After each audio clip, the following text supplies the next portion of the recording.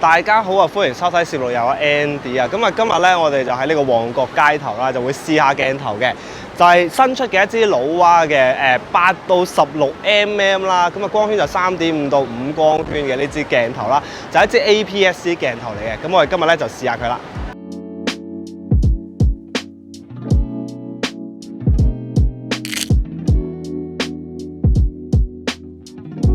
咁啊，首先咧就講下鏡頭外觀先啦。咁都係老蛙一貫咧佢嘅設計嚟㗎啦，都係冇乜話特別嘅新嘅款式啦，都係一個藍圈咁樣啦。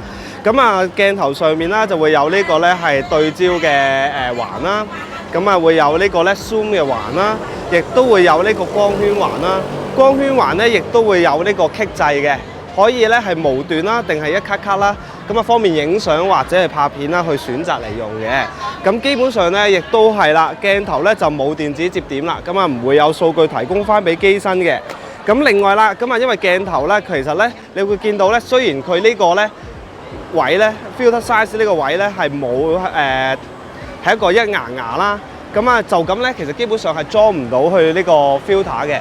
咁佢亦都咧附送咗一個咧轉接環啦，裝咗落去之後咧，係可以用到86mm嘅 filter 嘅，而唔用呢個嘅話咧，你就可以吸翻個遮光罩落去，亦得嚇，有個金屬遮光罩俾你嘅。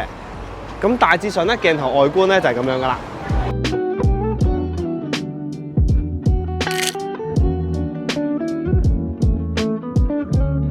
咁啊，因為呢支咧都係一支 Ultra Wide 嘅鏡頭啦，佢最近對焦距離咧係0.2米啦。咁啊，亦都咧可以好快啦，就可以校到去1米或者無限遠。咁而光圈咧，佢去到3.5啦。咁所以咧，今日咧我有啲相咧，其實係用一個超焦距嘅模式去影嘅。咁我就會將佢咧嘅嗰個對焦距離咧係校到1米，光圈我校到最大嚇。咁之後咧，其實 ISO 我就會校 Octo 啦，快門咧其實我就唔會低過125。咁我就會咧，其實係用一個盲拍方式啦，有啲相就會去咁樣喺一路旺角街頭去影下相，咁可以大家去睇下啦。咁其實咁樣用都幾方便，幾好玩嘅。即係你基本上唔使驚咧手動鏡對唔中焦啦，周圍咧咁樣影，總之係1米打後嘅咧，其實基本上咧都會中 full。咁咧你就可以咧周圍盲拍去影，或者咧好似例如 XT5咁啦，佢有得咧可以將個 mon 啦可以係腰平嘅。咁你咁樣影咧，亦都可以再降低到咧人哋啊對於你拍攝嗰個嘅嗰個叫做警戒心啦。咁有時咧，其實一路行啦，或者過緊馬路咧，你都會影得到啦。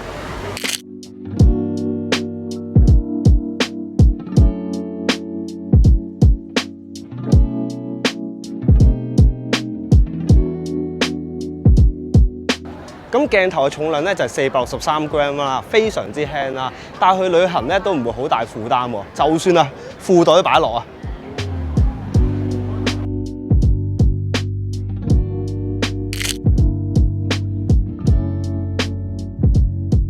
鏡頭焦距咧就係8mm到16mm啦，咁佢係 APS-C 嘅，咁喺全片幅嘅等效焦距咧佢係12咧到24mm嘅喎，咁都係一支咧 Ultra Wide 嘅 Zoom 鏡頭嚟嘅。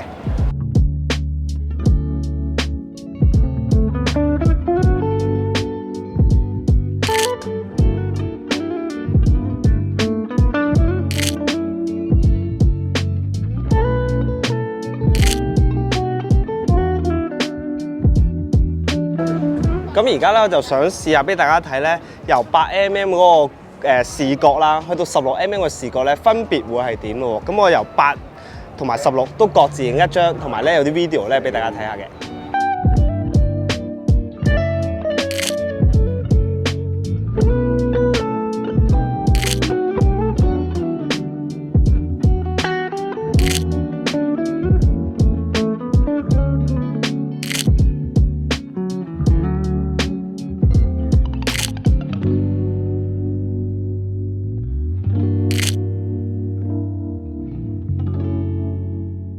咁鏡頭啦就會使用咗呢個咧12組16片嘅光學結構啦，咁影出嚟咧嘅十字星 mon 咧就會係有10隻腳嘅喎。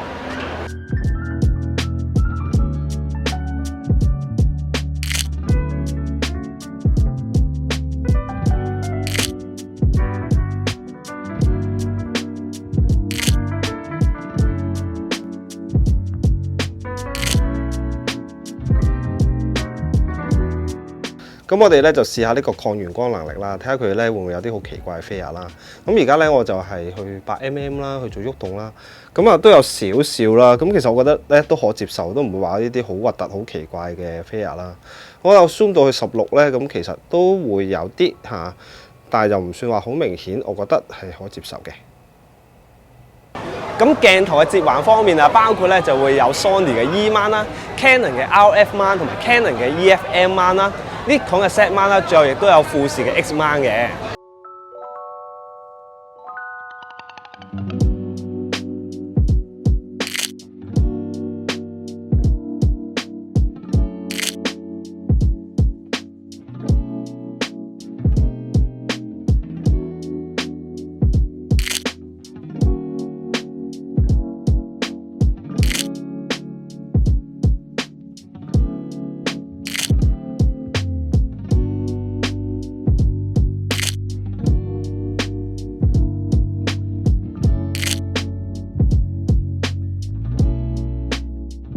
咁鏡頭最近對焦距離咧係0.2米啊！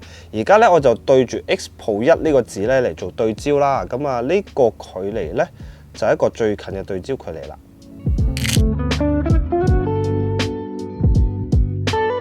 咁啊啱啱咧今日咧就試咗呢支鏡啦。咁其實咧我自己覺得咧都 OK 滿意嘅。原因係點解咧？第一樣嘢講佢係成像在你度啦。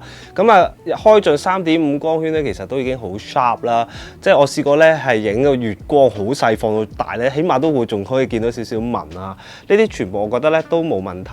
咁亦都試過咧對住太陽去做呢個拍攝咧，亦都唔會有一啲好奇怪嘅光斑。